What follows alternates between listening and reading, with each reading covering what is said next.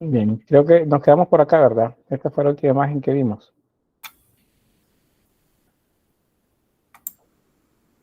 Sí, bueno, solo alguien vi que lo hizo así. Sí, Lick. Vean, díganme algo, son menos, gracias. Bien, entonces, ¿qué es lo que vimos sobre esto? Pues lo último, luego de haber visto la parte contextual y algunas particularidades del arte bizantino, sobre iconografía e iconología, son dos cosas diferentes. Hay algunos estudiosos de esto de la iconografía que hablan de niveles, el nivel pre-iconográfico, dicen por ejemplo el nivel iconográfico y el iconológico, son tres niveles. El pre-iconográfico es cuando observamos la imagen. Observamos esta imagen y bueno, ahí sabemos, vimos, la percibimos con nuestros sentidos. El nivel iconográfico es cuando la clasificamos y decimos, ah, bueno, este es un Cristo nimbado, esto está hecho en mosaico, esto es bizantino. Ahí ya hicimos el nivel iconográfico. El nivel iconológico es cuando, les explicaba la vez anterior, ya comenzamos a sacar análisis de cada una de las partes, por qué la mano derecha está en esa posición, qué significa la mano derecha levantada, bueno, que eso es bendición, que la mano izquierda sirve para sostener objetos o el orbe en algunos casos, qué es un nimbo, por qué es un nimbo nimbado, por qué Cristo tiene barba y bigote, por qué los colores son rojo y azul. Eso ya es iconología, es cuando damos ya explicación o análisis ya profundo de la imagen. Entonces eso está acá, menos dos de los, no valoramos todavía los tres niveles, pero sí aparecen dos de las cosas importantes que quiero que manejen, que es el iconográfico, el iconológico. El iconográfico nos ayuda a clasificar y a diferenciar una imagen de una cultura de la imagen que se desarrolla en otra cultura. Y el iconológico es el análisis, ya es cuando buscamos ya el porqué de las cosas y la parte simbólica dentro de la imagen. Bien, eso fue lo que nos quedamos y pasamos entonces a estos otros conceptos. El arte figurativo. Figurativo significa que tiene forma, que tiene una figura particular relativa a algo. Entonces, cuando hablamos de arte bizantino, nos referimos a un arte que es representacional, o sea, que representa algo que la tradición maneja o que se dice a través de la tradición o que aparece en los libros que se considera en este momento como base para la religión. El Antiguo Testamento, que son los libros hebreos, y los que se producen ya en el periodo paleocristiano y cristiano, que son los llamados evangelios y las epístolas también. Son las cartas, como dicen, carta a los Efesios, a los Corintios, a los Gálatas, a los Romanos, todas esas son las llamadas epístolas. Y luego está Revelaciones también, que es el último de los libros del Nuevo Testamento. Entonces, cualquier cosa que venga de una descripción de los pasajes de esos libros, entonces a eso se le llama arte figurativo. O sea, le da forma, le da una figura a aquello que conocemos únicamente a través del lenguaje oral o escrito, según sea el caso. Entonces esto representa un reto y también un problema para la cultura cristiana, y es que las imágenes pues tienen, según la tradición hebrea, tienen una restricción. En el libro de Éxodo, uno de los libros de Moisés, pues se dice que las imágenes las imágenes están prohibidas. Bueno, no te harás imagen, le dice Dios a Moisés cuando le está dando un mandamiento, de nada del cielo y de nada en la tierra. Pero ¿por qué se hacen las imágenes? Porque hay una necesidad de explicarle las cosas a la gente que no sabe leer.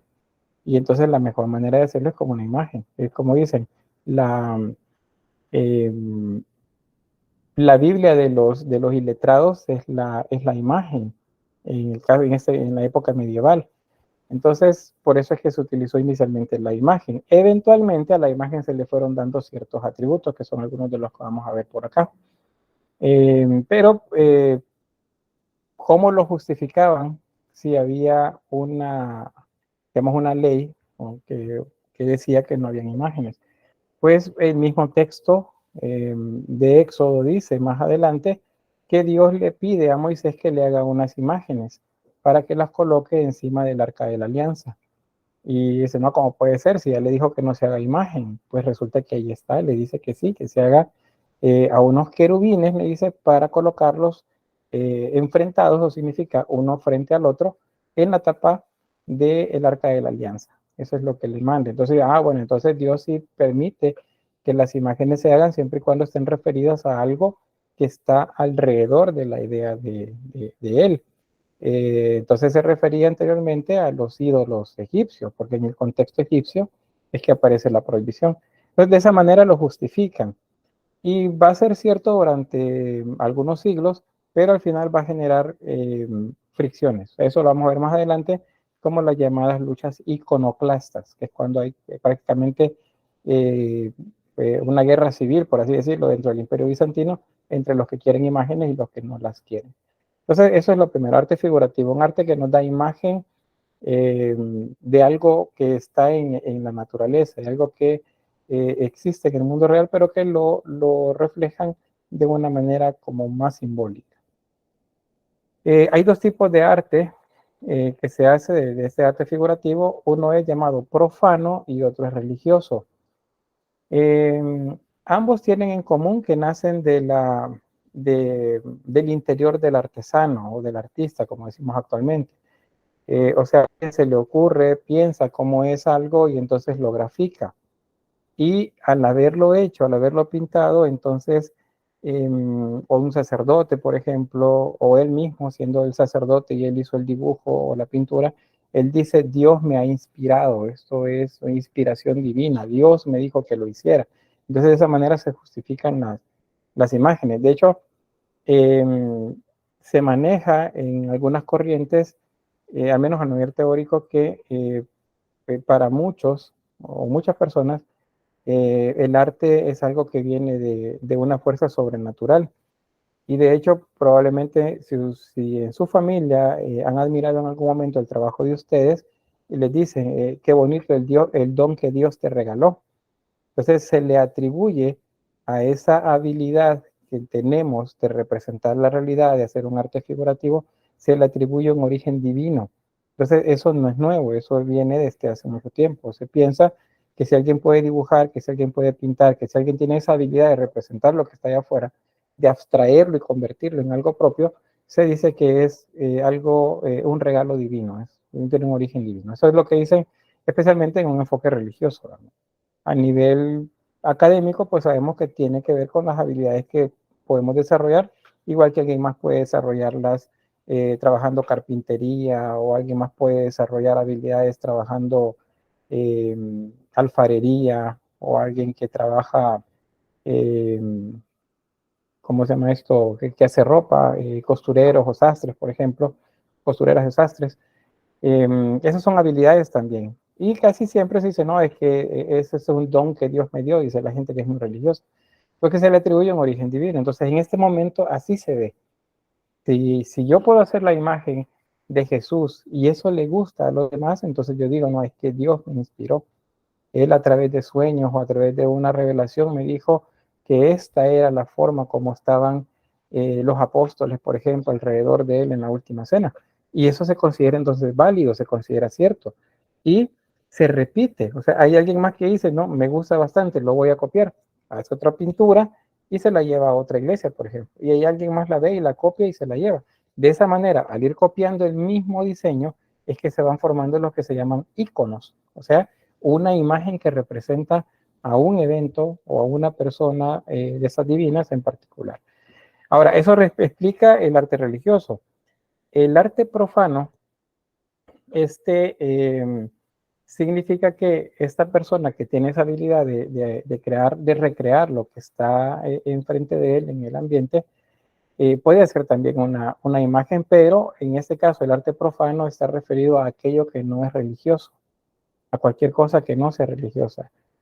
Por ejemplo, algo referido a los animales, a la mitología griega, a la mitología romana, por ejemplo, a eso se le considera arte profano. En este primer momento no existe. ¿Y por qué? Porque resulta que toda la energía, todas las fuerzas, todas las habilidades están enfocadas en la representación de aquello divino. ¿Y por qué?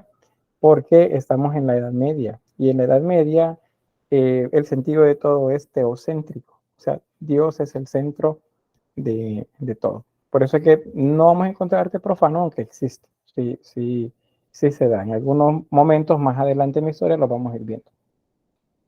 ¿Se entiende? Sí. Sí se entiende, Lick. Muy bien, gracias. Bien, ahora, en el caso del arte figurativo bizantino, a los creadores, a estas personas que tienen esa capacidad, que para ellos es un regalo divino, es una inspiración divina el hacerlo, a eso se le llama iconógrafos. Entonces yo les pregunto en un examen, ¿quién es, cuál es el nombre de los creadores de imágenes en el periodo bizantino? Entonces ustedes dicen iconógrafos. Son las personas que hacen iconos. Ese es el nombre que se le da. Ahora, hay un arte que representa a la divinidad dentro de esto, dentro del arte figurativo. O sea, veamos el arte figurativo como todo lo que se puede hacer. Dentro de eso todo que se puede hacer, hay un arte que representa a la divinidad y es a lo que le colocan la mayor cantidad de energía en este momento los artesanos. El arte sacro, por ejemplo, expresa un contenido que es dado al iconógrafo, a la persona que hace el icono, a partir de la fe de la iglesia y la celebración litúrgica. Acá puede que si dentro de la iglesia, dentro de los sacerdotes, no hay uno que tenga una habilidad para representar dibujo y pintura, entonces pues buscan un artesano. Y a este artesano, si no puede leer, entonces se le explica. Dicen, fíjese que lo que pasó fue esto y esto en el momento en el que Jesús fue al Monte de los Olivos y se llevó a tales apóstoles y estos se quedaron dormidos.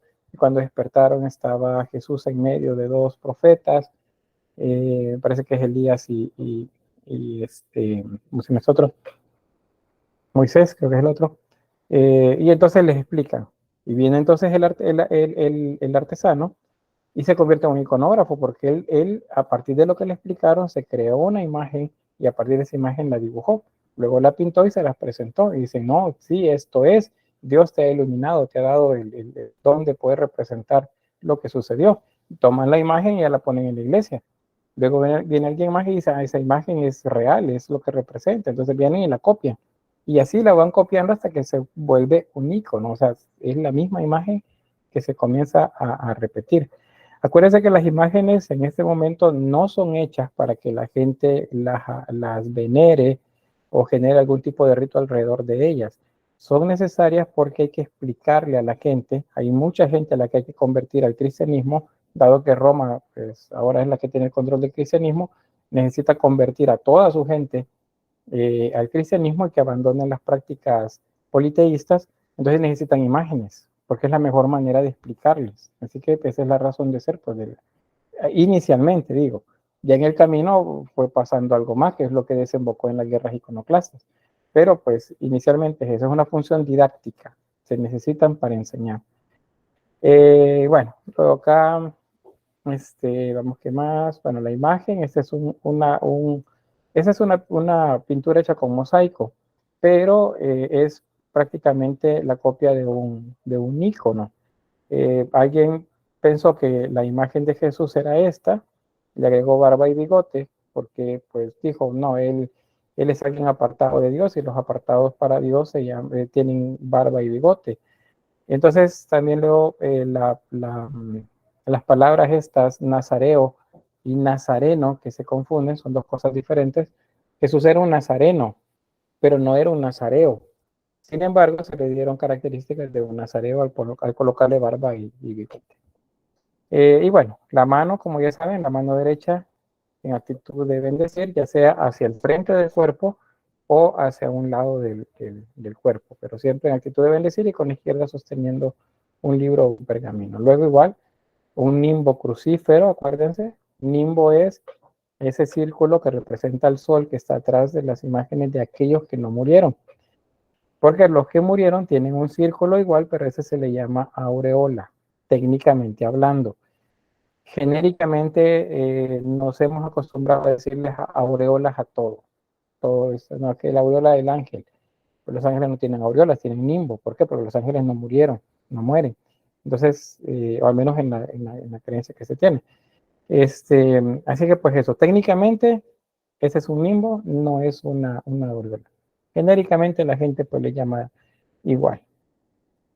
¿Qué más? El arte representativo.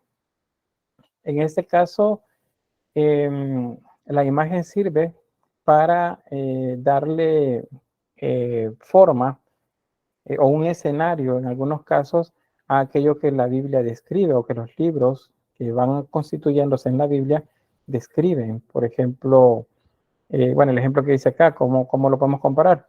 Una fotografía de las casas en Holanda, por ejemplo, y una fotografía de las casas en el Caribe.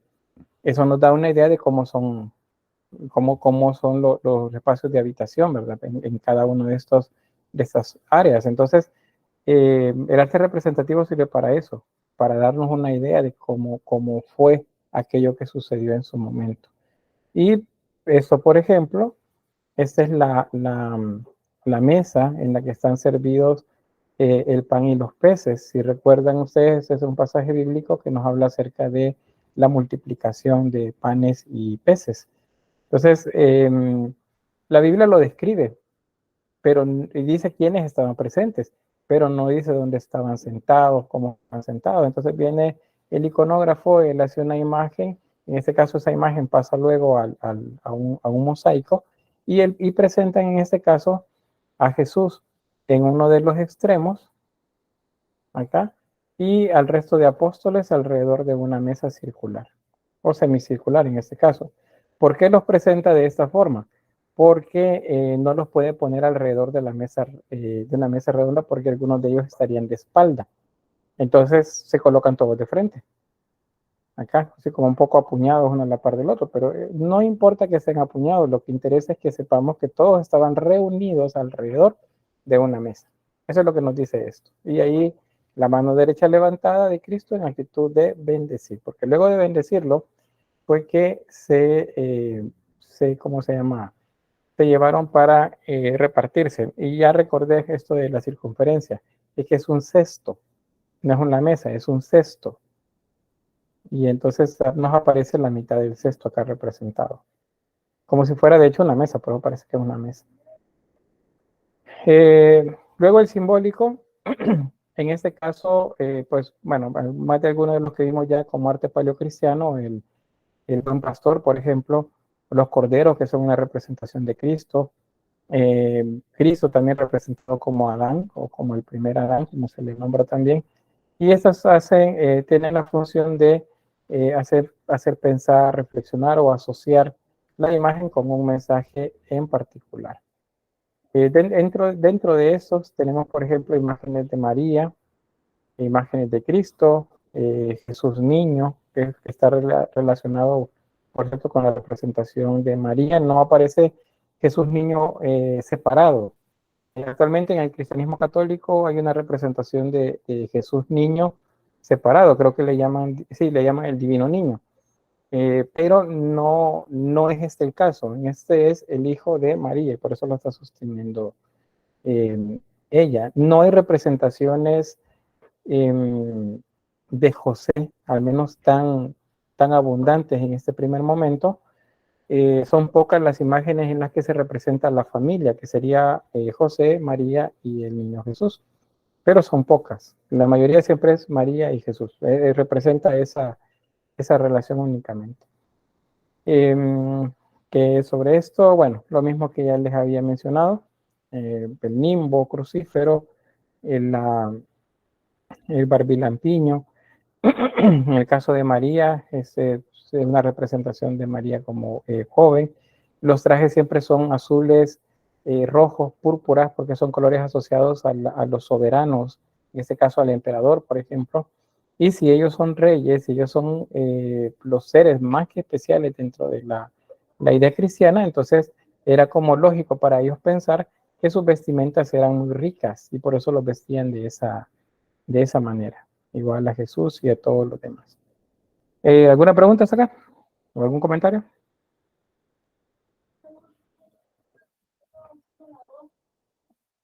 Yo tengo una curiosidad. Dígame. En las dos imágenes de Jesús y Jesús niño tienen un nimbo, pero María veo que es diferente. ¿Es un nimbo o es una aureola? Es un nimbo, en el caso de ella, porque para el cristianismo, el cristianismo de este momento y el cristianismo católico, que es el que siguió con la misma tradición, María no murió. Entonces ella, de hecho, alrededor de la cabeza, lo que tiene estos que se ven son, bueno, de hecho son joyas, son las que están incrustadas ¿cómo se llama esto? En medio de las teselas, el mosaico. Y son estrellas, porque es una corona de estrellas. La Biblia describe en algún momento a una mujer que tiene una corona de estrellas. Entonces eso es lo que se coloca ella dentro del nimbo de ella. No lleva no es aureola porque no murió según la tradición cristiana católica. Para ese momento ya se consideraba que ella no murió. Y dice, bueno, mire, pero es que eso no está en la Biblia. O aparece en la Biblia que ella murió.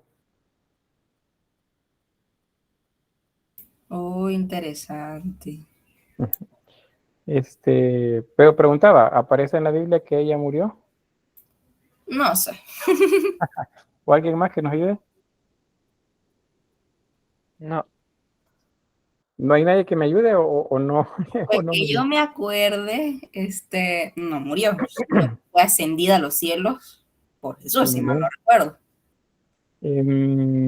O tal vez Sí, sí. De hecho, el caso de Jesús, según la tradición, y eso sí aparece en el texto bíblico, él subió al cielo. O sea, él de propia gana, de propia fuerza, él subió al cielo. Y eso se le llama ascensión. Y en el caso de María, por cierto que la semana pasada, creo que sí, la semana pasada fue la celebración de lo que se llama la Virgen del Tránsito. En el caso de la Virgen del Tránsito es la Virgen que está dormida. ¿Por qué? Porque está en tránsito. Ese tránsito es, ella cayó en un adormecimiento y después de ese adormecimiento despertó y fue llevada al cielo. Eso de ser llevada al cielo por fuerza de los ángeles, a mandato de Cristo, por ejemplo, por decirlo de esa forma, a eso se le llama asunción. Entonces se habla de una advocación mariana que es la Virgen del Tránsito, en la que está dormida, y la Virgen de la Asunción, que es la que va como subiendo con unos ángeles abajo de ella. Esas son parte de los como tradiciones que se van a ir estableciendo más adelante. Por eso, entonces ella como no muere, podremos decir en una descripción que, según la tradición, entonces, como no murió, lo que está alrededor de la cabeza de ella es un nimbo, no una aureola. En el caso de José es diferente, de San José. Él tiene también uno y aparece a veces, bueno, ella a un lado, Jesús en medio y José del otro lado. José tiene un círculo también atrás de la cabeza. Esa es una aureola. ¿Y por qué? Porque José sí murió. No lo no lo dicen los evangelios canónicos, pero la tradición dice que sí. ¿Y de dónde lo retoma la tradición? De los evangelios apócrifos, porque en los evangelios apócrifos sí aparece que ya José ya era un anciano cuando lo casaron con María, porque no se casó, o sea, él no quería casarse, lo casaron con María, y ya era un anciano, ya era mayor. Entonces, vamos no un par, varios años después, él muere. Según el Evangelio apócrifo, él le dice a Jesús, bueno, ya mi tiempo ya debió de terminar, yo ya te enseñé, y te enseñé el oficio, ya estás grande, ya puedes cuidar de tu madre, y entonces yo quiero descansar. Y ahí es donde José entra en un adormecimiento y es ahí donde entrega pues su alma al Creador, según la tradición y según esto es de los evangelios apócrifos. No aparece en los textos bíblicos canónicos, eso no está ahí, pero la tradición sí lo recoge. Hay pinturas, por cierto, en el periodo barroco que recogen la escena que les acabo de describir. Y es así pues porque el artista lo planteó de esa forma luego de que lo leyó en algún lugar o un sacerdote o un obispo se lo explicó. Algo así como lo que yo acabo de hacer con usted. No sé si hay algo más. ¿Pregunta? ¿Curiosidad? Las curiosidades nos ayudan bastante, fíjense, porque eso ayuda a explicar algunas cosas, ya sea que ustedes las conozcan o que pues yo conozco un poco también. Dígame, que ver, Miguel Ángel. Sí, yo tengo una pregunta con lo de la Asunción de la Virgen, que dice que fue llevada por ángeles. Entonces mi pregunta es que ¿y si serían ángeles o qué serían? Los que le llevaron al cielo sí son ángeles. No sé si la pregunta va relacionado con lo de si tienen alas o no tienen alas. Sí, sí, con eso, ¿Sí? correcto. Ajá. Vean, los ángeles flotan, vuelan, aparecen en el cielo, bajan del cielo, suben al cielo, ya sea que tengan o no tengan alas. Eso es algo que se recoge de la tradición, porque en los primeros, en las primeras representaciones, ya le doy la palabra, en las primeras representaciones aparecen ángeles, o sea, mensajeros en el cielo, como si estuvieran flotando, pero no tienen alas. Entonces, ya sea que tengan o no, vuelan. Eso, o sea, pueden subir y bajar del cielo a su antojo. Dígame si, Briseida, creo que vi que tenía la mano levantada. Luego, Francisco. Sí, la clase pasada mencionó eso, de que los ángeles no tenían alas, pero usted después dijo que hay unos seres alados y los llamó de una manera, pero ¿cómo se llaman esos seres alados? Fíjese que para responderle, si me tiene paciencia, unas 3 diapositivas y lo vamos a ver. Porque Vaya. sí lo vamos a ver. Y tengo otra pregunta. ¿De Bueno, dónde dígame. surge el ponerle alas a los ángeles si no tienen alas? Vaya, eso también va explicado cuando veamos escultura, que es donde vemos el sarcófago de Sarigusel. Ahí se lo voy a explicar. Para no adelantarme, ¿verdad? Así termino esta parte. Bien, Francisco. No. Bueno, me pareció que había levantado la mano. Bien, voy a avanzar de eso, pues, dado que pues ya se comienza a preguntar sobre los ángeles, y lo vamos a ver justo en la escultura.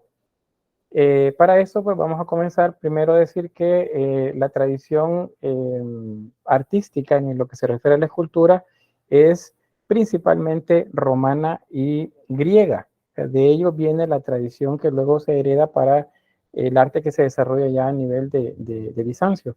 Acuérdense que Bizancio es Roma, o sea, es Roma, solamente, bueno, los historiadores le cambiaron nombre, pero ellos se siguieron viendo como imperio romano, solo que ya tenían una dimensión territorial mucho menor y unas características religiosas y políticas pues diferentes. Entonces, en ese contexto, las imágenes que vamos a encontrar están referidas con la tradición mitológica que llamamos nosotros de los griegos y romanos. Entonces, por ejemplo, esta es una imagen de Ariadna, uno de los personajes que se mencionan en uno de los mitos grecolatinos. Y bueno, la representación de ella es aquí con menos naturalismo, tiene un seno descubierto, eso significa que es un tanto más basada en el canon y en el tipo de decodificación que hacían los griegos, porque bueno, los griegos eran los que trabajaban más el desnudo, los romanos no tanto. Y en esta imagen, que es lo que sirve para explicar lo que me iban preguntando por ahí, aparecen esos dos seres que están poniéndole una corona a Ariadna y tienen alas. ¿Qué serían estos personajes? Son querubines, ¿verdad? No, no son querubines. Bien, pero me sirve para lo siguiente. Fíjense que actualmente, o sea, en este siglo XXI, ya el siglo pasado, por sus papás, sus abuelos, que son quienes se hereda un poco las explicaciones y los razonamientos que tenemos alrededor de los ángeles, por ejemplo, se le dice querubines a los niños que tienen alas.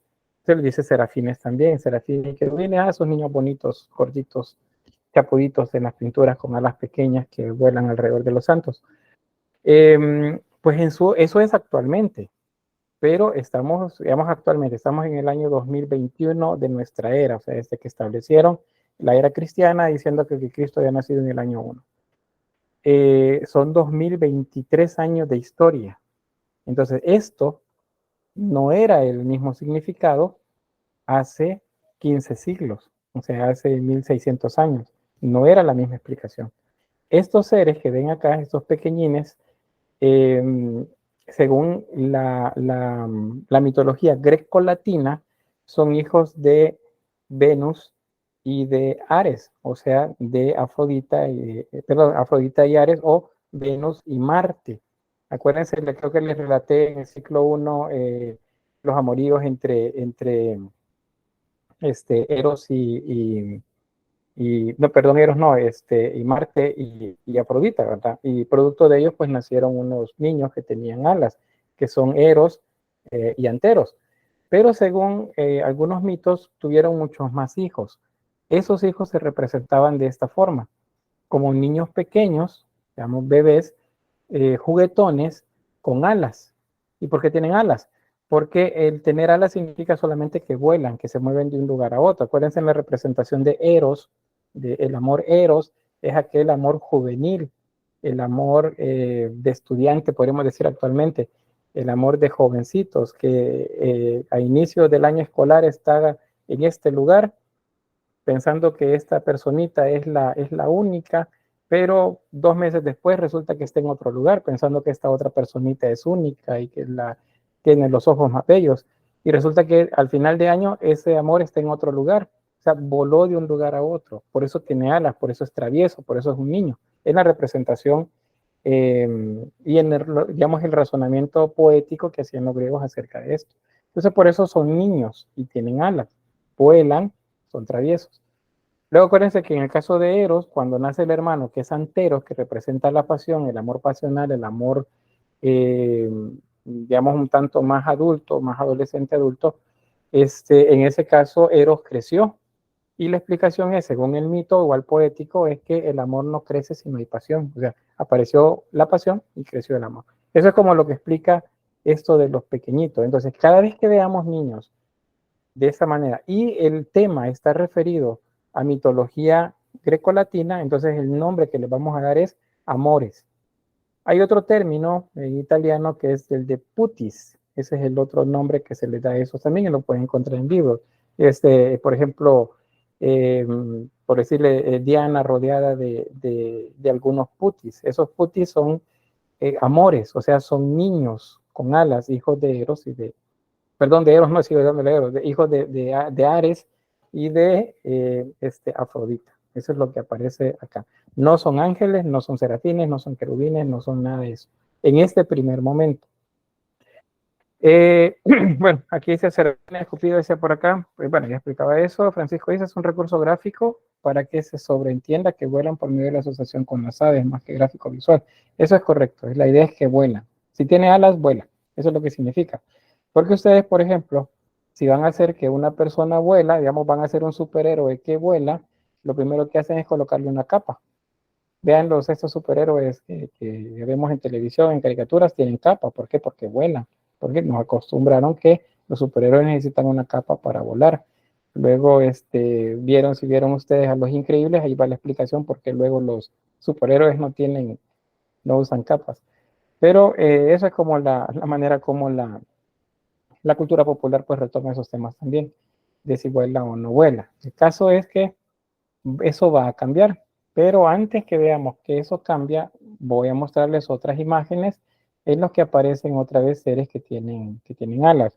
Y a la par de eso, pues mostrándoles que los romanos, ya en el campo como arte bizantino, siguieron desarrollando un arte publicitario en el que el emperador se mostraba como el centro de todo y se mostraba también como el que proveía y el que daba las cosas como más importantes para el pueblo. En esta imagen, por ejemplo, aquí tenemos, este es el disco de Teodosio I, es un emperador, un Basileus, perdón, emperador romano del 379 al 395, y bueno, ese es periodo romano todavía, ese es periodo romano, no es todavía bizantino. Y aparece acá al centro. Vemos que en la parte de arriba hay unos niños que tienen alas. Les recuerdo, si hablamos de Roma, si hablamos de Grecia, si hablamos de ese primer momento en Bizancio, estos no son ángeles niños, ni querubines, ni serafines. Son amores, ese es el nombre que tiene. Y los utilizaban como un recurso decorativo para las composiciones que hacían. Por eso se colocaban por ahí. Luego, ¿qué más vemos acá? Pues algunos de representaciones de sus generales y sus ejércitos en los laterales, y en la parte inferior tenemos una representación de la diosa, probablemente Ceres, que es la diosa de la naturaleza, de la agricultura, y alrededor de ella vemos también otros niños con alas que andan como jugueteando. Esos son otra vez amores o putis, ese es el nombre que tienen. Tienen alas y juegan alrededor de ella. Este símbolo se coloca, si se fijan, está a los pies del emperador. Eso significa que él, donde coloca su pie, el sustento de él, es la abundancia. O sea, que él gobierne significa que la abundancia está garantizada. Eso, por eso decía, esto es un relieve pues, promocional para el emperador. Y ahí tenemos pues lo que les decía, los amores o putis. Esos no son ángeles. No son ángeles, ni querubines, ni serafines. Vamos a ver. Bueno, el emperador ahí al centro. Y las representaciones de sus generales en los laterales. Y la diosa también por ahí. Luego, acá es donde vamos a ver por primera vez en las representaciones, o al menos hasta la fecha, lo que se ha encontrado a la fecha más antiguo, de la representación de ángeles que tengan alas. Y esto es el sarcófago de Sarigüzel, es el nombre que tiene. Se le conoce también como el sarcófago del príncipe, porque se supone que un príncipe bizantino pues estaba enterrado en él. Y en este se representa por primera vez las imágenes de unos seres que están flotando, si se fijan, eso nos lo dice en la ropa, están flotando en el aire y tienen alas y no son mujeres. Si fueran mujeres tuvieran un nombre, se llaman Victorias o Niques, pero son hombres. Eso no es común en el arte ni griego ni romano. Entonces, por eso es que podemos decir que esta es una representación de mensajeros dentro del cristianismo, o sea, ángeles que tienen alas. Es la representación más antigua de ángeles que tienen alas. Antes de esto, los ángeles se representan sin alas. No hay ángeles con alas. Y llevan en sus manos un crismón, un símbolo de Cristo, dentro de una corona. Las coronas son mortuorias, o sea, están referidas a los ritos funerarios. Pues eso es lógico porque pues, está colocada en un sarcófago. Y está fechado esto entre el 379 y el 395 después de Cristo. O sea, esto es siglo IV. Ven en qué momento aparece la primera representación de ángeles con alas. Ahora bien, aquí respondiendo a la pregunta de la compañera sobre de dónde viene la idea de que los ángeles tienen alas, o sea, cómo fue que se les ocurrió que había que ponerle alas a los ángeles. Lo primero es el término. Para los hebreos, los mensajeros de Dios, dicho de esa forma, ellos pues se movían entre el cielo y la tierra a su antojo. O sea, estaban en el cielo, luego bajaban, luego subían al cielo, bajaban de nuevo y se mencionan de esa forma. También hay algunos que hasta luchan con esos mensajeros. Hay uno que peleó toda la noche con uno de ellos y no dice que tenga alas, no lo dice. Hay otro que lo llegaron a tratar de rescatar, bueno, decirle, miren, hay que escapar de aquí porque Dios va a castigar a las ciudades de Sodoma y Gomorra, hay que salir de aquí, pues tienen que salirse, y los describe y nada más dice que eran bellos. Los menciona como algo masculino. No dice que tengan alas tampoco, pero les digo yo, así como con mucha contundencia, con mucha seguridad, que en la Biblia no hay ángeles que tengan alas, no lo dice, porque cuando dice ángel se refiere a la función que tienen, y la función es de ser mensajeros, que es el significado del término ángel. Ahora bien, vamos a ver acá de dónde es que vienen ya estas ideas de las jerarquías, y luego vamos a ver también más adelante otro poquito más sobre los ángeles.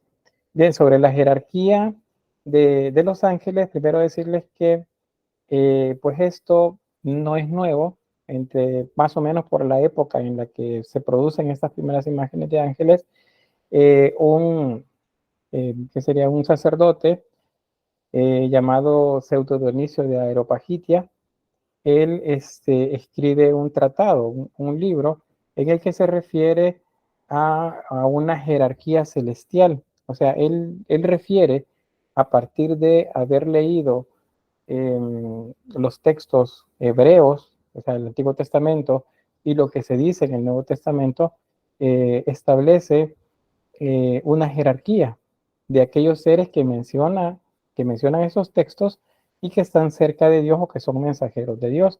Entonces él habla de tres niveles, tres círculos. Aquí los he puesto uno a la par del otro. Vean que hay uno que está más arriba y uno que está más abajo, entendiendo que el que está más arriba estaría más cerca de Dios y el que está más abajo estaría más cerca del ser humano. Realmente estos serían como círculos concéntricos, o sea, sería Dios está aquí en medio y luego hay un círculo alrededor de él y luego hay otro círculo alrededor de este y luego un círculo más grande alrededor del siguiente. De manera que son tres niveles, tres círculos. En representaciones ya del románico, del gótico, del renacimiento, lo vamos a ver de esa forma. Y se habla de los coros celestiales, se habla y aparecen así ordenados en círculos. En este caso, para efectos de que entendamos que hay unos que están más cerca de Dios y otros más cerca del ser humano, los he puesto de esta manera. Entonces, Pseudo Dionisio dice que los seres que están más cerca de Dios son estos, los serafines, los querubines y los tronos. Y estos los menciona la Biblia. Y a veces cuando yo les he preguntado, díganme, bueno, les digo, es la broma que hago siempre, le voy a poner 10 a la persona que me muestre un versículo de la Biblia donde diga que los ángeles tienen alas. Y me citan Ezequiel, me citan Isaías, por ejemplo, y me dice, y aquí que los serafines, tal y tal, y las alas de tal y tal forma. Entonces digo, bueno, son serafines, no son ángeles. Si son querubines, no son ángeles tampoco. Si son tronos, no son ángeles tampoco. Corresponden a lo que se llama angeología. Es decir, son seres que vienen de Dios, pero literalmente no son ángeles. Luego, la segunda jerarquía que menciona Pseudo Dionisio dice que son los dominios, las virtudes y los poderes. Estos son otros seres también y estos, la Biblia los describe menos, pero en la tradición, en imágenes, en códices, cuando se han dibujado, se han pintado, sí se les coloca alas también a estos de acá. Luego vienen el círculo más cercano al ser humano, que serían los principados, los arcángeles y los ángeles. Vean que los ángeles son los que están más abajo. Más abajo, digo, desde la jerarquía que viene de este Dios, que es el que está, el más cercano es el serafín. Y entonces, si el ser humano está aquí abajo, en el extremo opuesto, significa que los ángeles son los que están más cerca de nosotros. Entonces, ¿por qué los ángeles no tienen alas? Porque era la manera más fácil que los ángeles se comunicaran con los seres humanos, de manera que los humanos no se asustaran cuando los observaran, porque cuando Ezequiel vio un querubín, se asustó, porque cuando ya sea Isaías o algo de los profetas vio un serafín, un trono, bueno, Ezequiel que también vio un trono, los veían, pues se espantaban. ¿Y por qué? Porque estos seres no se parecen para nada a niños con alas. Estos no son niños con alas. Tienen unas formas diferentes que el texto bíblico los explica. Y sí, dígame, antes de pasar a lo siguiente. Sí, acerca de lo que usted dijo, de que no son como lo que nos hacen pensar de los serafines y los querubines. Yo un día de curiosa estaba buscando en internet y me apareció un video cómo son realmente los ángeles. Y decía cómo son posiblemente, que no son de hombres hermosos o niños pequeños, adorables con alas y eso, sino que son diferentes y totalmente opuestos a un humano. Algunos son como los representan como seres que solo tienen cabeza y un montón de alas, y otros que tienen un ojo en medio con un montón de aureolas y un montón de alas, y yo me quedé, ¿a poco así son los ángeles en verdad? Y me sentí algo estafada porque yo jurando que los ángeles eran que hombres hermosos con un montón de alas bien chivas. Pero sí, muy bien, gracias. Lo que sucede es que la tradición es lo que nos ha enseñado, y eso es lo que me enseñaron mis abuelos, mis papás. Eso es lo que aprendí yo cuando estuve instrucción religiosa. Eso es lo que veía yo en los libros, pero cuando uno estudia, y vamos a hacer lo que es lo que estamos haciendo acá, el origen de los iconos y de la simbología también, entonces es que encontramos esto. Y que resulta que no, todo esto es producto de la tradición. Y han ido cambiando, han ido evolucionando según las características de las sociedades. Francisco, creo que levantaste la mano. Sí, solo por si acaso. Los ángeles sí tienen básicamente nuestra apariencia, pero los serafines, los querubines y los tronos son los que varían demasiado de lo que se tiene en preconcepción. Los tronos, si mal recuerdo, son los que son anillos con ojos. Los querubines son los que tienen 4 cabezas, una de humano, otra de animal. Bueno, tres de animal y una de humano. Me parece un león, un buey, un pájaro y una persona. Y los serafines son los que son alas con ojos. Eso es correcto, correcto. ¿Qué miedo dice Priscila? Pues ese es el asunto, porque cuando Ezequiel vio, dice, he aquí que la gloria de Dios se abrió ante mis ojos cuando iba a cruzarse un puente de una ciudad a otra en un río, pues él lo que vio lo atemorizó. ¿Y por qué? Porque no estaba viendo una persona hermosa con alas así brillantes, no estaba viendo eso, estaba viendo algo que realmente no correspondía a lo humano. ¿Sí, Miguel Ángel? Sí, ¿verdad que los arcángeles sí tenían alas? No. No lo menciona, pero la tradición sí les pone alas, pero no lo menciona, aunque son, o sea, dependiendo de las fuentes, hay un montón. Dentro del cristianismo católico se aceptan, creo que es Rafael, Miguel, Gabriel. Sí, Ajá, sí. creo que son los tres que más. Pero no dice que tengan alas. Es que me parece muy curioso porque, o sea, según la tradición, como dicen, o sea, los arcángeles sí tenían alas, pero según lo que usted nos explica, los ángeles no. O sea, es curioso como, o sea, ángeles y arcángeles. Ajá, sí, me parece muy curioso eso. Pero lo que sucede, bueno, en el caso de los arcángeles tampoco hay como mucha seguridad. Bueno, el texto bíblico no lo dice, que tengan alas. Eso es porque son los que están más cerca del ser humano. O sea, imagínense ustedes, se les aparece alguien con alas enfrente, por muy bello que sea esta persona, seguramente que les va a impactar, ¿verdad? En cambio, se les aparece alguien que se parece a ustedes, que les habla en su mismo idioma, es como más fácil de aceptar una plática con esta persona. Entonces, esa es la razón. O sea, es como más fácil de aceptar, de digerir por parte de quienes eran receptores de los mensajes al observar a una persona igual a ellos hablarles. Es diferente cuando Dios quiere manifestar todo su poder y entonces les muestra a través de serafines y querubines y tronos. Pero vamos a ver primero sobre lo de las imágenes, porque la pregunta era, ¿por qué los ángeles tienen alas? Partíamos de esto, ¿verdad? De los niños eh, que tienen alas en las espaldas, les decía.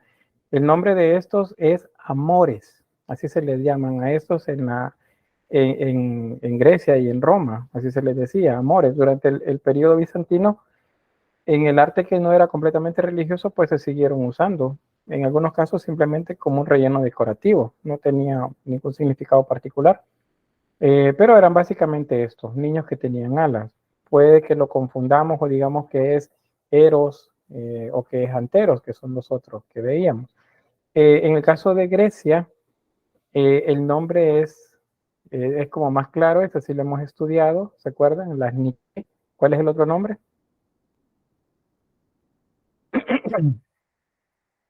¿Cuál es el otro nombre de las Nike? Las victorias. Correcto, las victorias o Niques. ¿Dónde aparecían estas? Bueno, pues una de las representaciones que más aparecen es a la par de la diosa Minerva.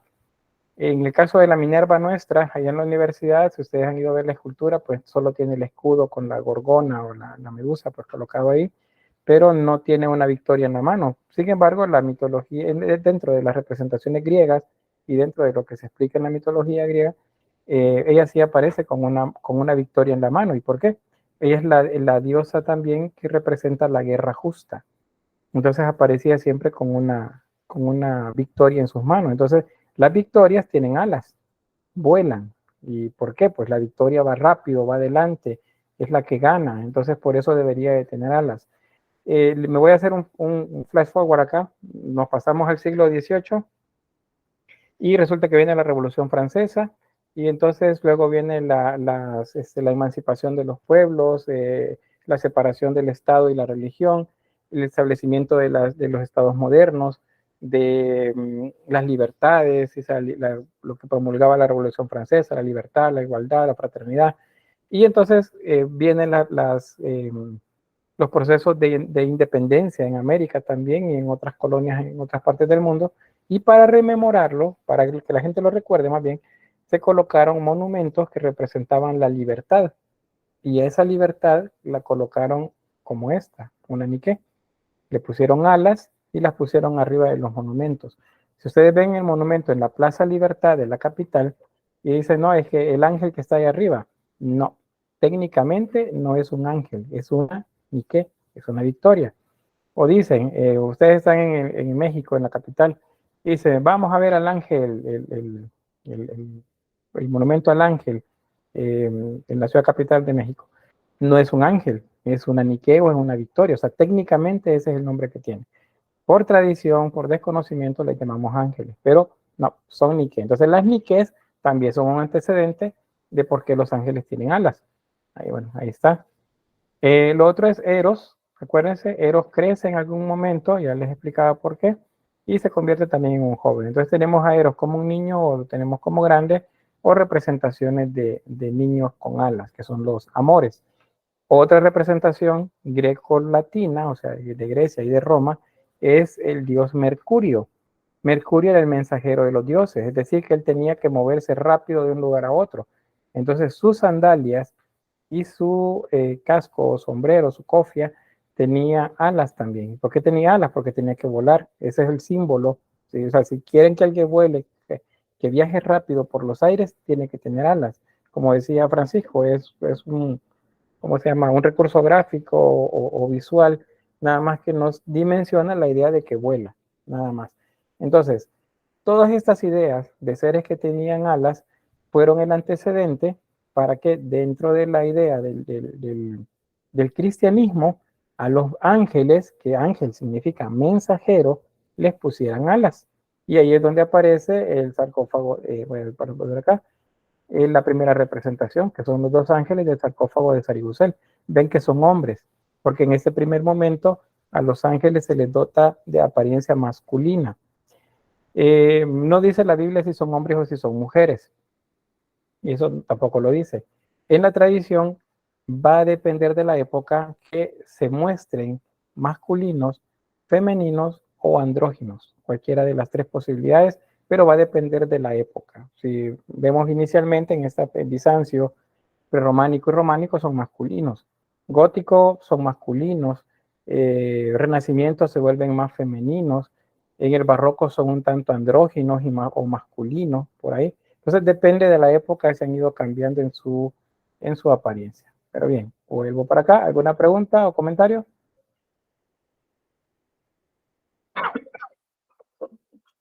Bueno. Las victorias o niques en realidad solo son puras mujeres, no hay niques hombres, son puras mujeres. No, solo son mujeres, sí. Es una representación femenina. ¿Y su rol en la historia cuál es? O sea, ¿para qué? Son las portadoras de la victoria, o sea, son las que estaban presentes cuando un ejército ganaba. Y por eso los ejércitos le andaban siempre imágenes de ellas, porque a ellas encomendaban que su ejército ganara una batalla, por ejemplo. A lo mejor no la ganaban todas, pero cuando ganaban una, decían que era gracias a la diosa de la victoria o las niques que les habían acompañado. O sea, era como ese acompañamiento. La valquiria, se podría decir. Algo así, solo que eso creo que es más nórdico, ¿verdad? ¿Quién me levantó la mano? No me alcancé a ver. No. Yo, solo como mención, lo temático que resulta que Minerva, en este caso, su versión helénica, Atenea, porte una niqué, tomando en cuenta que es junto con Ares una diosa de la guerra, solo que más enfocada en cuestiones estructurales de la estrategia. Ajá, y en ambos casos llevan victorias. Eso es lo que mencionaste. Bueno, creo que sí. Bien, voy a pasar a lo siguiente. Estos, si recuerdan, los veíamos cuando veíamos las pechinas de la iglesia de Santa Sofía en Estambul, o la Santa Sofía de Constantinopla. Entonces les mencionaba en aquel momento que estos 4 seres, este y los demás, les decía, uno tiene un rostro, los otros no. Los rostros fueron cubiertos a partir de que los lugares fueron tomados por los musulmanes, y entonces pues ellos, los musulmanes creen en los ángeles. De hecho, el arcángel Gabriel es el que le dio el mensaje a Mahoma, el que lo condujo a la presencia de Alá. Los arcángeles están presentes también para los musulmanes. Entonces, para ellos, pues un ser con alas estaba presente también. Entonces dejaron esas imágenes que en las primeras representaciones de los primeros cristianos, en el contexto bizantino, esos son serafines. Ese es el nombre de ellos. Los serafines son rostros con alas.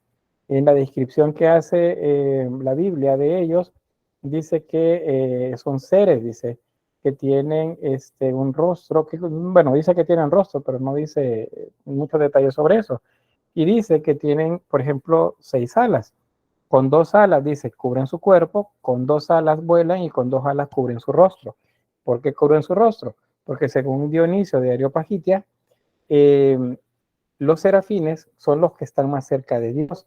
Entonces, lo que irradia Dios, la luz, el conocimiento, la sabiduría, todo eso que irradia Él, según la descripción, es tan poderoso que estos seres, los serafines, tienen que cubrirse el rostro para no verlo de manera directa. Entonces, por eso es que son prácticamente todo alas en la descripción. Aunque dice que con un par de alas cubren su cuerpo, con 2 vuelan y con 2 se cubren el rostro. Esos son entonces serafines. Esta es la representación de serafines. En el caso de los querubines, estos son como los seres que dice Ezequiel que ve, y que los describe como con apariencia de, dice, rostro de hombre, rostro de águila, rostro de buey y rostro de león. A ese es el querubín. Se le conoce también como el tetramorfo. Tetra significa 4, morfos es forma, o sea, el de las 4 formas. Y dice también que sus pies son como cascos, dice, de buey, creo que menciona, pero la verdad es que es como un equino, o un buey. Y luego dice, a la par de eso, dice, hay otros seres, y la apariencia de esos es de ruedas adentro de ruedas, y que tiene ojos alrededor. También menciona que en las alas tienen ojos alrededor. Ustedes tienen la idea, que es la que nos han enseñado, que Dios lo mira todo. Entonces, si Dios lo mira todo, en todas partes del mundo, en todo momento, a cada hora, a cada día, entonces debe tener una habilidad para observarlo todo. Entonces, en los símbolos que estas personas que generan estas imágenes, estas descripciones hacen, pues se refieren a que mira todo, lo observa todo. Para hacerlo necesita entonces muchos ojos. Entonces los ángeles, perdón, los serafines y los querubines tienen ojos a todo su alrededor, porque lo observan todo también. Esa es la idea de los ojos. Es como cuando se habla de las divinidades hindúes, por ejemplo, que tienen muchos brazos. ¿Han visto esas esculturas que tienen, o las pinturas que tienen 20 brazos, por ejemplo? Que tenga 20 brazos no significa que tenía realmente 20 brazos, sino que tenía la habilidad de poder hacer muchas cosas al mismo tiempo. O tiene muchos rostros alrededor, tiene un rostro que se multiplica hacia atrás, alrededor del rostro. Significa igual, que lo puede ver todo, lo observa todo. A eso se refiere esa hipérbole con el símbolo. Entonces, luego quizás como para explicarlo más, que es la interpretación que a veces entendemos nosotros, si esto lo hicieron hace unos 1800 años, 1300 años, ¿cómo lo haría un artista actualmente, y creo que eso es lo que más de alguno de ustedes habrá visto, especialmente en redes sociales. Este artista alemán, Jonas Pfeiffer, él dice que los serafines tienen esta apariencia. Creo que lo vieron, ¿verdad? Solo que él le agrega un montón de alas, no le pone las 6 o las 8 con las que lo describen los profetas. Pero básicamente está dando como una idea muy actual a nosotros de cómo eran estos seres que veían. Y dice también, bueno, los querubines también tienen una apariencia particular. Y entonces los coloca de esta forma. Son 4 rostros, en este caso les coloco un ojo en el pecho, aunque eso no lo dice el texto bíblico, pero sí dice que las alas están llenas de ojos. Y luego menciona en la descripción que hace Ezequiel, por ejemplo, que a la par de ellos hay la apariencia de otros seres, dice, y la apariencia de ruedas adentro de ruedas. Y las ruedas se movían cuando los seres se movían.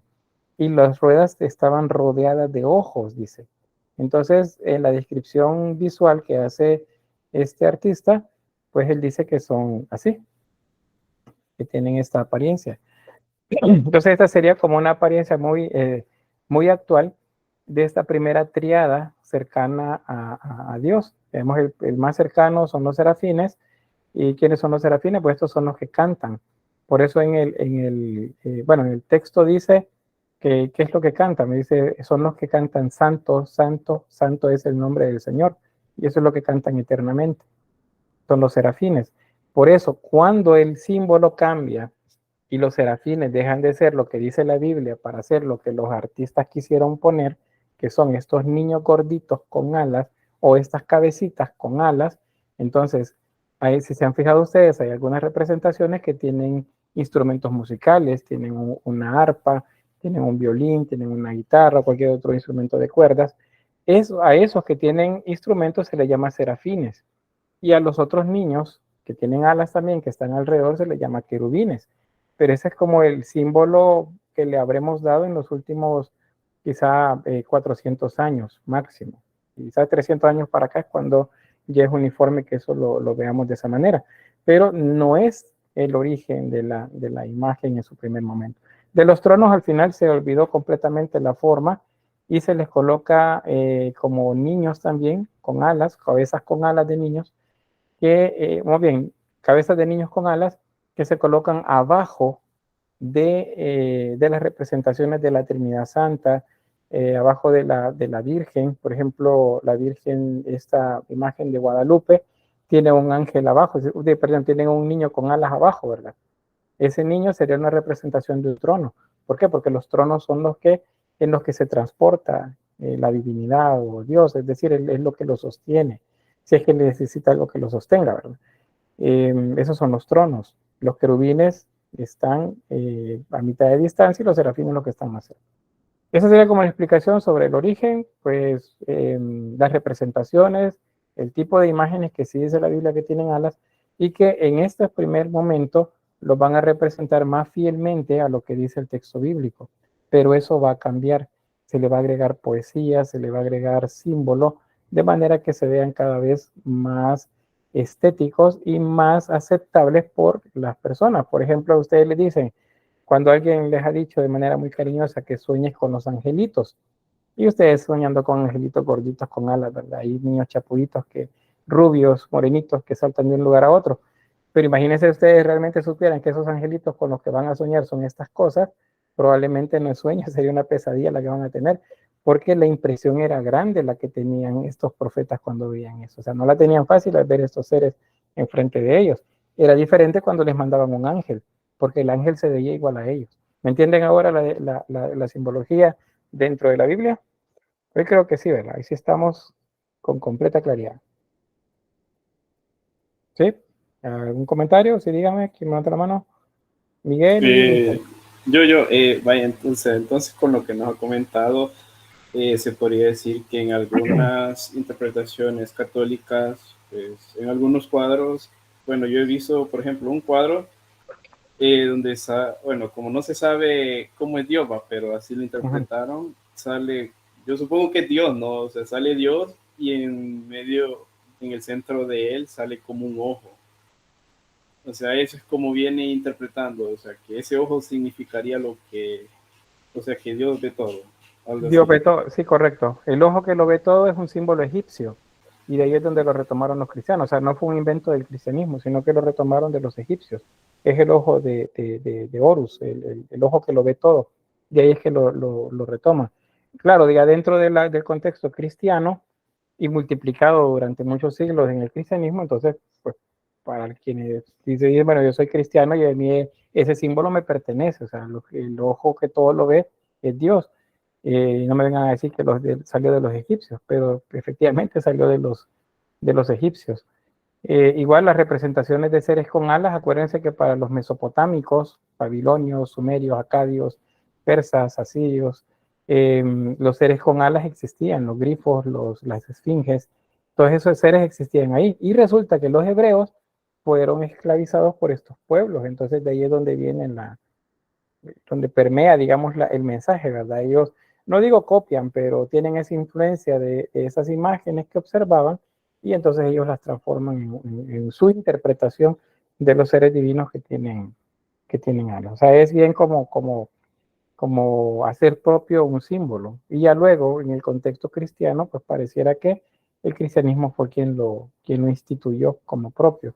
Con la imagen de Dios, por cierto, ya vamos a ver algunas por acá y en el prerrománico, hay imágenes en las que, pues, o más bien inicialmente, Dios no tiene una forma humana, sino que es un símbolo, nada más, es una mano que aparece, que sale de la nada extendiéndose, es una mano derecha. A eso se le llama la dextera domini, o la diestra de Dios, porque no hay una representación de Dios, no había necesidad todavía de representarlo, fue más bien hasta por el siglo VI, más o menos, cuando se comienza ya a hablar de la Trinidad Santa, y entonces sí se le da una forma ¿cómo se llama? A Dios, que es la idea de Cronos, el Dios Cronos. Pero bueno, vamos a hablar de eso cuando lleguemos al momento.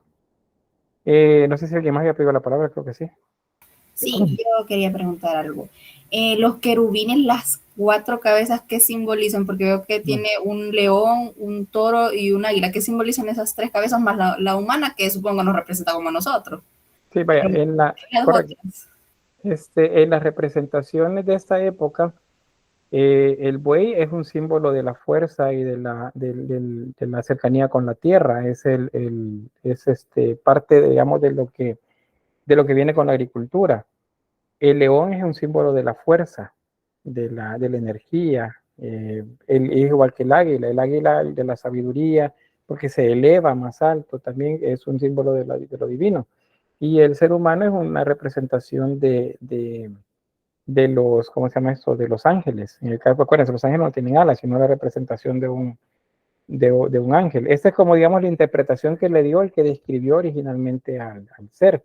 Ahora, ese símbolo, esa descripción, esos 4 seres, pero en el Nuevo Testamento significan otra cosa. Los que escribieron el Nuevo Testamento y los que teorizaron alrededor de estos 4 libros, que son Marcos, Mateo, Lucas y Juan, o sea, no ellos, porque ellos no necesariamente los escribieron, sino que se les adjudicó a ellos el origen de estos textos. A ellos se les dio el símbolo de estos seres. Por eso el querubín, que se le llama tetramorfo, es el símbolo de los 4 evangelistas. Pero eso lo vamos a ver más adelante en el otro tema, no me adelanto con eso, para no quitar ¿cómo se llama? La descripción del siguiente tema. Ahí vamos a ver cómo se transforma el querubín en la representación de los 4 evangelistas, que son Juan, Mateo, Lucas y Marcos, son los 4 evangelistas. Bien, no sé si hay algo más acá o pasamos. Creo que pasamos. Hay que sueñan con los angelitos hoy por la noche. Bien, en las representaciones siempre bizantinas de los basileus, o sea, del emperador, pues él siempre se va a representar como el salvador, por ejemplo, de una situación, como el que lleva la civilización siempre, como el victorioso, y en esta imagen, por ejemplo, en el que se muestra a Justiniano, el emperador Justiniano, como vencedor. Vean, el caballo con las patas levantadas, en actitud de relincho, mostrando su fuerza. el emperador teniendo un estandarte en su mano derecha, símbolo de poder y del imperio, del lado izquierdo de él, porque con la mano izquierda está sosteniendo al caballo, pero del lado izquierdo de él aparece este ser que es una mujer, tiene un seno descubierto y tiene alas. ¿Es un ángel o es una victoria? Una victoria. Correcto, es una victoria, porque los ángeles, acuérdense, en esta etapa son masculinos, es la representación que le dan. Y luego, bajo los pies de él, vean otra vez la diosa que representa a la naturaleza o a la agricultura y le sostiene el pie. Significa que donde el emperador llega, la abundancia se da. Eso es lo que simboliza. Que entonces vean como la escultura siempre era como una manera de publicitarse para el emperador. Eventualmente eso también se fue mezclando con las ideas también cristianas. Entonces, pero las ideas cristianas de la presencia de Cristo, por ejemplo, en una composición, significa que Cristo era garante o tenía la bendición el emperador de él y por eso se colocaba junto a él, porque ese es el relieve que les acabo de mostrar. Aquí aparece ya toda la composición. Vean, tiene acá un soldado a un lado que lleva una Nike también, lleva una victoria acá para ofrecerse al emperador. Es seguro que en el otro extremo, aunque esté el faltante acá, pero probablemente aquí había otra imagen similar, bajo de él, los pueblos sometidos que llevan ofrendas hacia donde está él, porque vean, están levantando la mano y se dirigen hacia el centro, llevándole granos. Vean un león acá, agachando su cabeza como una actitud de reverencia hacia el emperador, un elefante de este lado, acá, un tigre de este otro lado, o sea, bestias que pues están sometidas también a la fuerza del emperador. Lo que está diciendo el emperador es todopoderoso acá. ¿Y por qué es todopoderoso? Porque resulta, vean en la parte superior, resulta que Cristo está acá con él, bendiciéndole el camino. Y bueno, ¿por qué dice que es Cristo si no tiene barba y bigote? Porque todavía persiste en algunos casos la idea de la representación de Cristo como el dios Apolo, o sea, un dios que representa al sol, pero joven, como un joven, sin barba ni bigote. ¿Por qué digo es Cristo? Porque resulta que en este caso no tiene un nimbo, sino que tiene se me escapa el nombre, bueno, luego les averiguo el nombre de eso. Ese es como como les dijera, es como un aura alrededor de la imagen que usan para separarla del resto de las imágenes. Lo están como presentando los ángeles. ¿Okay? Y los ángeles, si se fijan, están viendo hacia afuera. ¿Por qué van hacia afuera? Porque es una representación de la luz que desprende, el brillo, la sabiduría, pues todo lo que viene de Cristo acá. Por eso es que ellos voltean hacia otro lado, porque no lo pueden ver de frente. Es una manera de mostrar sometimiento y respeto. Y acá aparece un amanecer, es un símbolo del sol naciente. Acá una media luna y una estrella, es símbolo del día y la noche. Entonces nos está diciendo que entre el día y la noche, en la eternidad, en el devenir del tiempo, Cristo es el que gobierna. Y él, vean, está con la mano derecha haciendo la actitud de bendecir sobre la imagen del emperador Justiniano.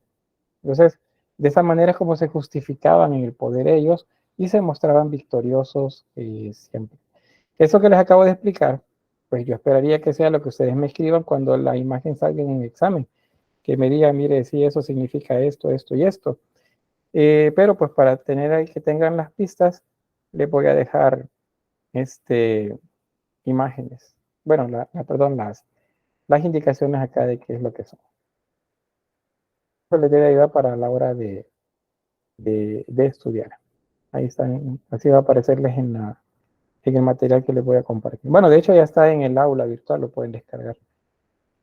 Bien, ¿qué más? ¿Qué más? Bueno, la figura de Cristo ahí arriba. Y bueno, ¿qué otras características tiene la escultura bizantina? Pues hay un cierto amaneramiento. El amaneramiento se refiere a que hay una exageración en los gestos, no es otra cosa, es simplemente en arte se habla de amaneramiento cuando hay una exageración en el gesto. Es lo que vemos, por ejemplo, con estas imágenes. la cabeza levantada o el tipo de movimiento del cuerpo, es lo que se le llama amaneramiento de la imagen. Y acá se representan pues diversas, que serían como momentos de la vida cristiana. Aparece Adán y Eva, acá hace falta el árbol, aquí, la sabiduría en el centro. Hay otros símbolos por acá también, pueblos sometidos, el prendimiento por acá, y así otros más. En las representaciones, si se fijan, pues hay bastante todavía rasgos por el tipo de pelo, por el tipo de barba de las representaciones romanas, porque pues los artesanos pues, guardan todavía esas características.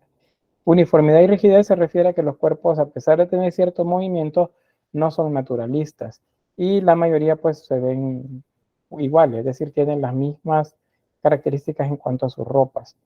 Hay una falta de naturalidad también, en el caso de estos cuerpos desnudos. Si recuerdan Grecia y Roma, esto correspondería a la etapa arcaica, pero en el periodo clásico, en el periodo helenístico, todo esto ya fue superado.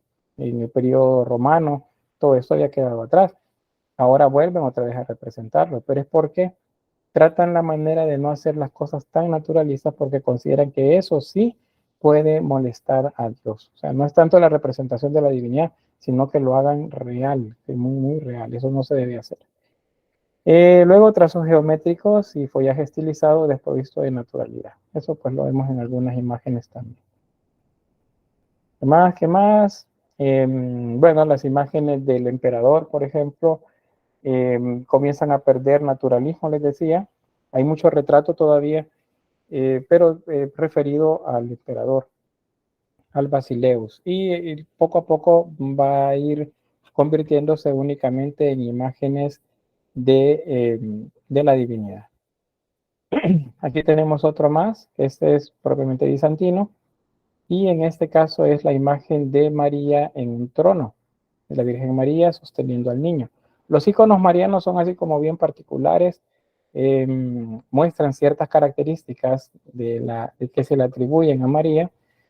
Recuérdense que María es, dentro del cristianismo, es la representación de la divinidad materna, o sea, la diosa madre de la que hablaban todos los pueblos antiguos, desde los sumerios, los egipcios, todos los pueblos de Mesopotamia, Grecia, Roma, todos han hablado siempre de una diosa madre. Entonces, dentro del contexto que el cristianismo pasa a ser la religión oficial del Imperio Romano, pues para los romanos era como más fácil decirle a la gente que querían convertir al cristianismo que María pues representaba a la divinidad de la madre. Entonces, esa es la característica que más se le dimensionó a ella. En esta representación aparece en un trono, tiene un nimbo, así lo vamos a describir, ese círculo atrás de la cabeza de ella, porque acuérdense, según la tradición, no murió. Y los evangelios canónicos no dicen que haya muerto.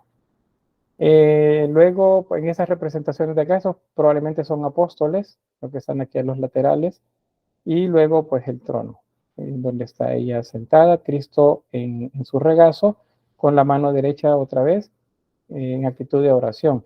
En el trono, si se fijan, en el espaldar de la silla, aparecen unas representaciones de estrellas.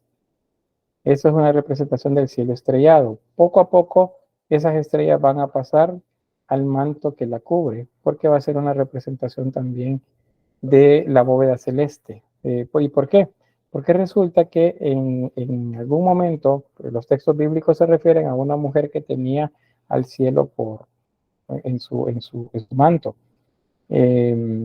o una corona de estrellas, dice, o sea, menciona de estrellas alrededor de la figura de una mujer, que no dice que es María, pero la tradición la retoma a ella. Por ejemplo, en Apocalipsis dice una mujer que está con dolores de parto, que tiene la luna bajo sus pies, pues resulta que le van a poner una luna entonces abajo a la figura de María. Inicialmente esa luna tiene las puntas hacia abajo.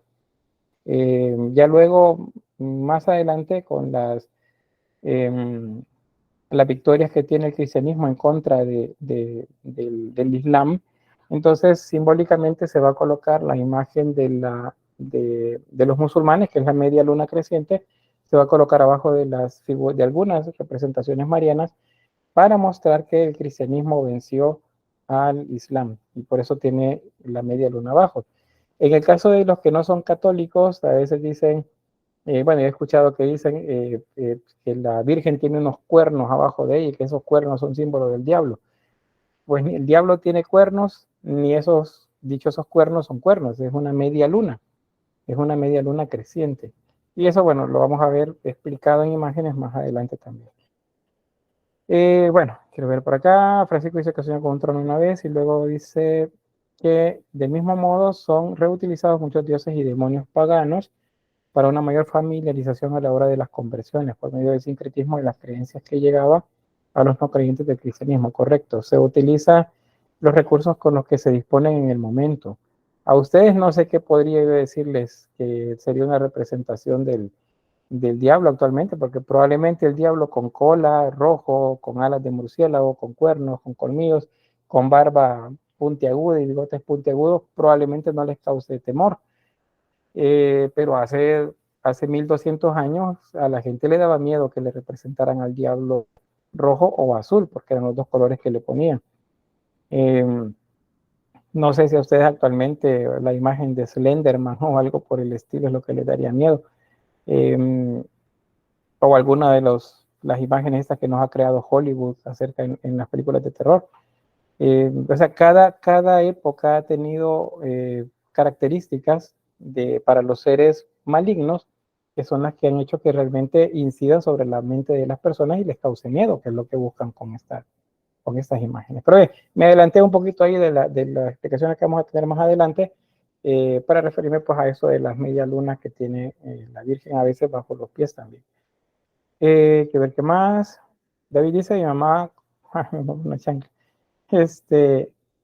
Pues sí, a veces eso conflictúa con lo que hemos aprendido de nuestros familiares, pero acuérdense, lo estamos viendo de manera académica acá y un poco técnico también. Eso, por ejemplo, es algo técnico lo que les voy a mostrar. Acuérdense, el preiconográfico es cuando observamos la imagen y decimos, ah, bueno, esto tiene características artísticas y observamos que es una escultura, es un relieve escultórico. En el iconográfico decimos, ah, bueno, es una imagen de Cristo, significa que es arte cristiano, por el tipo de material y las características de las imágenes bizantino. Y pues, ¿qué más? Veamos, Cristo está crucificado, entonces significa que es una escena del Calvario. Ahí vamos a la parte iconográfica. Ahora pasamos al siguiente nivel, que es el iconológico. Acá explicamos. En el iconológico encontramos que Cristo está parado en este caso sobre un pequeño pedestal acá que es parte del madero en el que está crucificado. Los brazos están extendidos sobre otro madero y forma lo que conocemos actualmente pues como una cruz. Eso significa que pues la cruz es un símbolo de la crucifixión, tal cual lo estamos viendo en este momento. O atrás de la cabeza de Cristo tenemos un nimbo crucífero, pero atrás del nimbo también hay otros que parecen ser unos brazos de una cruz. Ese símbolo es propiamente bizantino. Se le llama, bueno, a este tipo de cruz se le llama niqué, se le llama cruz patriarcal, también la vamos a ver más adelante representada en pinturas como icono. Pero esto básicamente lo que simboliza esta saliente que tiene acá, lo voy a acercar. Esta saliente de acá lo que representa es lo que se llama el titulus crucis. El titulus crucis es el madero que se puso sobre la cabeza de Cristo donde decía Jesús Nazareno, Rey de los Judíos, escrito en hebreo, en latín y en griego. Eso es lo que simboliza esto que ven acá. ¿Qué más encontramos ahí? Bueno, aquí está escrito Cristo en griego y encontramos un símbolo de una flor y de una luna. La flor con esta disposición, como la ven acá, es un símbolo solar, entonces estamos hablando de un sol y una luna. El sol y la luna, a un lado y a otro, simbolizan el día, la noche, y por lo tanto es un símbolo del tiempo, es un símbolo de la eternidad, el devenir del tiempo, el pasar del día, noche y así sucesivamente. Eso es lo que significa esto que vemos por acá. Abajo de ellos tenemos dos personajes más. Aquí están los nombres, aquí dice María en griego y aquí dice Juan, o Johannes ¿cómo se llama? En griego. Juan es el discípulo amado, si recuerdan, ¿verdad? El que andaba siempre más cerca de Jesús, el más joven de ellos, y según lo que se describe en la pasión de Cristo, pues él estaba bastante cerca también de la cruz, y es a quien Cristo, desde la cruz, le dice a María, madre, ahí tienes a tu hijo, y a Juan le dice, hijo, ahí tienes a tu madre. Eso es lo que está simbolizando esto que ven aquí. Por eso Cristo dirige su cabeza inclinada hacia donde está María. ¿Y de qué lado está María? ¿A la izquierda o a la derecha de Cristo? A la izquierda. Veamos bien. Derecha. A la derecha de Cristo. A nuestra izquierda. Nosotros la estamos viendo a la izquierda. Pero si nos paramos en la posición de Cristo, o sea, viendo hacia afuera de la pantalla, resulta que esta es la derecha. Y entonces, ¿qué más símbolos nos dicen que esta es la derecha? Primero que ahí está el sol. El día se asocia hacia el lado derecho. ¿Por qué? Porque el derecho son elementos, digamos, benévolos, buenos, positivos. Y la izquierda o la siniestra se asocia a los aspectos de la noche, a los aspectos negativos también. Entonces, o a lo menos importante. En este caso se refiere a lo menos importante. Entonces, más importante es María. Por eso va a estar a la derecha de Cristo. Menos importante es Juan y por eso va a estar a la izquierda. También eso de diestra y siniestra. El término siniestro lo asociamos a las cosas malas, ¿verdad? Decimos, no, es que, no sé, me pareció un clima así un poco siniestro, decimos. O sea, cuando nos referimos a que hay algo que no nos agrada mucho, pues nos referimos a la siniestra, en la izquierda. ¿Qué más acá con la imagen? Bueno, María está llorando, está en acción de enjugarse las lágrimas, y Juan está con las manos, aquí pareciera que es en actitud de oración, pero si ustedes ponen las manos en esa posición, y de hecho hagan el ejercicio, pongan las manos en esa posición, lo que está haciendo es apuntando las palmas hacia afuera. ¿Cuándo hacen ustedes eso? ¿Cuándo apuntan las palmas hacia afuera? Y pónganlas cerca de su cuerpo y luego aléjenlas de su cuerpo. ¿Cuándo hacen eso? ¿Qué están diciendo? Como precaución cuando uno está asustado. ¿Asustado o qué más? Cuando quieren algo o cuando no quieren algo hacen eso. Alguien los quiere abrazar y ustedes no quieren que los abrace. ¿Qué hacen? Cuando queremos parar algo. Exacto. No lo queremos. Exacto, no quieren algo. O sea, Juan, la actitud de Juan en este momento no es la de oración, porque las manos no están puestas hacia el cielo, las palmas de las manos están puestas hacia afuera de su cuerpo. Está diciendo que rechaza lo que observa, o sea, él no lo acepta. No es que no acepte a Cristo, digo, a María como su madre, no acepta la situación. Eso es lo que nos está diciendo acá la imagen. Otro símbolo también, dentro de esto del estudio iconológico, es que vean las manos, tienen una posición particular los dedos. Se los voy a colocar por acá. Y lo vamos a acercar. Vean la mano. Ese símbolo, que no es el de los rockeros, cuando bajan los dos dedos que están al centro, ese es un símbolo que se asocia desde la antigüedad a la idea del amor. Ese es un símbolo de amor esto. En el caso de, creo que en Lesa, me parece, en el lenguaje de señas, pues estos dos dedos hacia el centro de la mano, como la señal que hace Spider-Man cuando dispara la tela de araña, ese símbolo en el lenguaje de señas significa te quiero, o en inglés, o sea, I love you, creo que es lo que explican acerca de las letras que se forman al colocar los dedos así. Pero en la antigüedad, dentro del contexto cristiano, ese es un símbolo que se asocia a el amor. Y vean, ambas manos están haciendo ese símbolo. Y lo vamos a ver repetido en todo el arte cristiano. Todo, lo vamos a ver en los periodos de la Edad Media, en el Renacimiento, en el Barroco, en otras, más adelante lo vamos a encontrar. Así es un símbolo que significa amor. Las imágenes se tocan el pecho y tienen esa posición de los dedos. Los ángeles se tocan el pecho en actitud como de contemplación de algo, por ejemplo, y la posición que tienen sus dedos es esta también por ahí.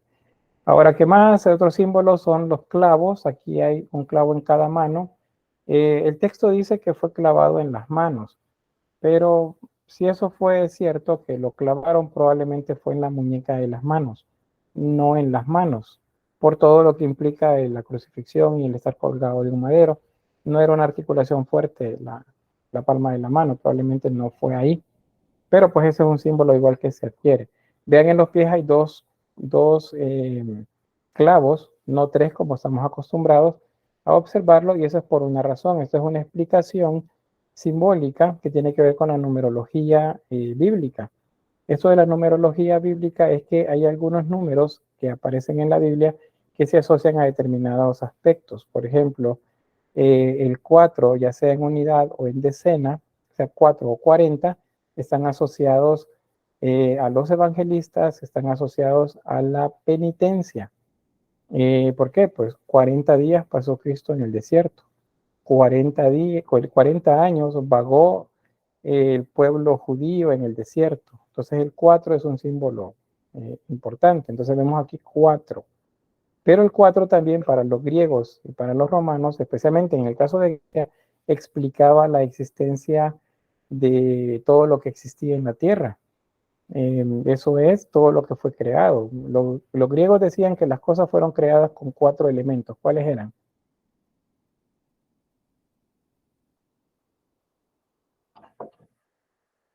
¿Cómo dijo Lee?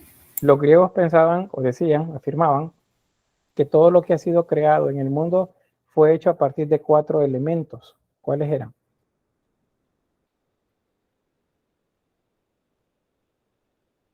No. No es lo del aire, fuego, no. Sí, El agua, creo que la tierra, algo así, ¿no? Eso es verdad. Agua, fuego, tierra Y aire. Y aire, correcto. Okay. Los cuatro elementos, gracias. Esos 4 elementos, entonces, el 4 es un símbolo también para las culturas grecolatinas, que son las que al final están, digamos, contextualmente alrededor de la creación de símbolos acá, y entonces colocan 4 clavos.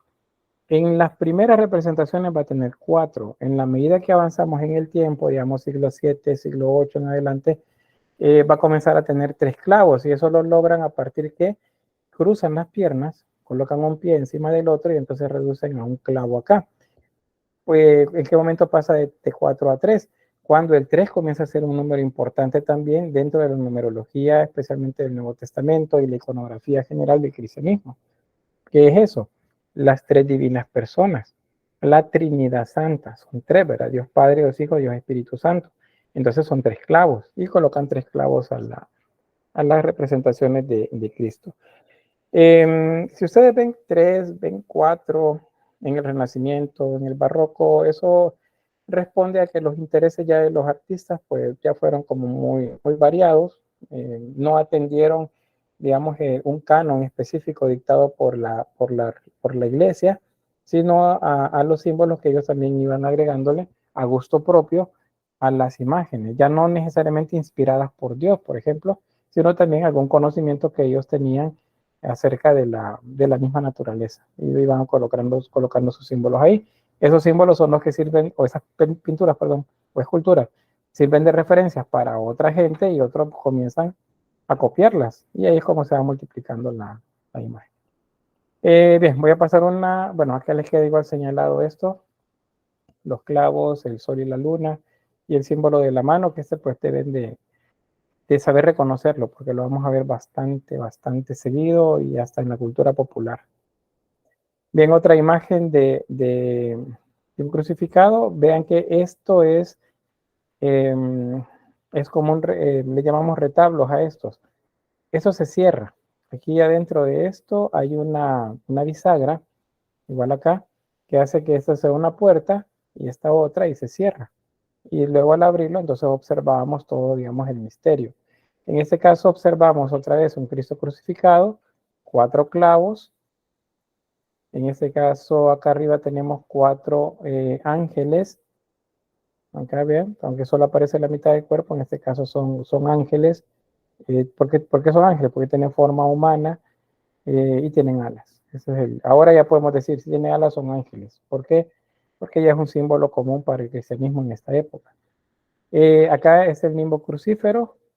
atrás de la cabeza. Vean que él está observando otra vez hacia la derecha de su cuerpo, del lado derecho. Bajo su brazo derecho está otra vez María, en este caso acompañado por dos mujeres más. Esas mujeres son María de Magdalo y María Cleofas, o María la, ¿cómo se llama eso? María la, la hermana de Lázaro, también otra de las que aparecen cerca de él. Vean que María tiene las manos con el manto como para limpiarse las lágrimas. Entonces aparecen por ahí. Aquí aparece María también, escrito en griego. Acá de este lado aparecen otros apóstoles, pero aparece también otra vez Juan. Acuérdense, a la izquierda es menos importante. Y aquí dice otra vez Juan. Aparecen dos personajes más. Noten el tamaño. Vean el tamaño. ¿Quiénes son más grandes? Pues son más grandes Cristo. Después de Cristo, María y los apóstoles. Y luego a la par de ellos, estos que parecieran niños, son soldados romanos. De estos, bueno, solo recuerdo el nombre de el que tiene la lanza, es esta acá, la lanza que está atravesando el costado. Este se llama Longinos, la lanza de Longinos. Si vieron Constantine, la película, y se habla de la lanza de Longinos. Si vieron la serie esta de anime Evangelion, hablan también de la lanza de Longinos. Longinos fue, según la tradición, porque no aparece en los textos canónicos de la Biblia, fue el que con una lanza le atravesó el costado a Cristo para ver si había, o para matarlo, pero pues ya había muerto en ese momento. Y este otro que ven acá, con un palo, le está acercando una esponja con vinagre a la boca, que eso es cuando él dice, creo que Abba Pater, es lo que él pronuncia, y dicen agua quiere, y dice, bueno, denle agua con vinagre en una esponja, y eso es lo que le ofrecen. Entonces esos aparecen representados también acá. Luego acá arriba, esos son apóstoles. Acá no alcanzo a ver bien ahí o a reconocer los nombres de los apóstoles, pero puede ser que sean los evangelistas otra vez representados junto con San Pedro.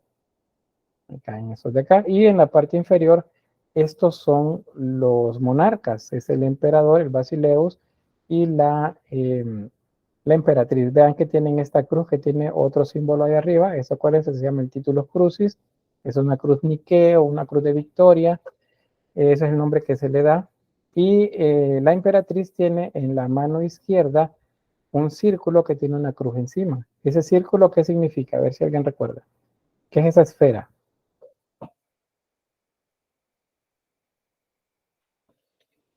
A ver. No. Sí he visto esa esfera, pero se me ha ido el nombre, pero le he visto que lo utilizan bastante en la iglesia, en momentos importantes. Sí. Y fíjense que no tengo una esfera yo como para mostrarles, pero la esfera tiene dos partes, o se puede partir en dos partes. Esta esfera es un símbolo que se llama orbe. El orbe es un símbolo del universo. En la parte de arriba, cuando se separa, la parte de arriba simboliza la bóveda celeste, es cóncava. La parte de abajo son las aguas interiores, donde están los pilares de la tierra, eso es una forma convexa. Y en medio está la tierra plana, porque ellos creían que la tierra era plana y que era el centro de todo, era el centro del universo. Por eso estaba en medio. Entonces, eso cerrado es un orbe, es un símbolo del universo. A veces Cristo tiene esto en la mano o está sentado encima de uno y dicen, ellos ya sabían que la tierra era redonda. No sabían que la tierra era redonda, ellos sabían o creían que la tierra era plana, pero con ese círculo simbolizaban el orbe. Del otro lado tenemos unos cargos eclesiásticos, perdón, probablemente un papa o algún obispo de este lado. De manera que ellos participaban observando de este prodigio, que era la crucifixión de Cristo. Bien, ¿algún comentario o pregunta? Dígame. ¿Puede repetir eso del orbe de arriba, medio y abajo? Vaya, en las creencias de los pueblos antiguos, en la cosmovisión, eso se llama la cosmovisión, el universo era una esfera. Y esa esfera, la parte de arriba, si yo la abría, digamos una naranja, la parten a la mitad. La parte de arriba es un símbolo de la bóveda celeste. es lo que está sobre nosotros, no es el cielo, porque en ese momento el cielo como concepto todavía no existe. Para ellos es la bóveda celeste. La otra mitad representa la parte convexa, que son las aguas interiores, y ahí están los 4 pilares que sostienen la tierra, según las creencias hebreas, por ejemplo, aunque también son creencias que tenían los pueblos mesopotámicos, el pueblo egipcio también, que había agua. Los griegos también creían que había agua, y bueno, de hecho ellos ubicaban el Tártaro en la parte inferior, y en medio, rodeado de agua, era la tierra plana. Eso junto formaba el orbe, que era un símbolo del universo, donde la tierra era el centro de todo. Eso es lo que creían, por eso tenía esa forma. No sé si está bien ahí, hoy sí. Sí, hoy sí. Muy bien, gracias. Bien, si no hay pregunta, quizás voy a quedarme por acá, porque pues luego viene algo interesante, igual que es la pintura bizantina, pero para eso pues nos vamos a ver el día de mañana, así es que voy a detener la grabación